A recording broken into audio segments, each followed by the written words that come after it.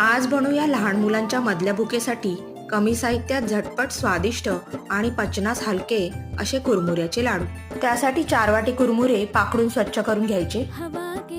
आता कढईमध्ये ज्या वाटीने तुम्ही कुरमुरे घेतले होते त्याच वाटीने बरोबर 1 वाटी गूळ घ्यायचा, 2 चमचे तूप घालायचं आणि गूळ छान विरघळून घ्यायचा। मिक्सरच्या भांड्यामध्ये आवडीप्रमाणे थोडे थोडे ड्रायफ्रुट्स घालून मिक्सरला फिरवून घ्यायचे। गूळ हा पूर्णपणे विरघळला की वाटून घेतलेले ड्रायफ्रुट्स घालायचे, छान मिक्स करून घ्यायचं आणि वरतून कुरमुरे घालून कुरमुरे गुळामध्ये छान कोट करून घ्यायचे। आता गॅस हा मंद आचेवर करायचा आणि कुरमुरे हलक्या हाताने एकसारखे छान कोट करून घ्यायचे।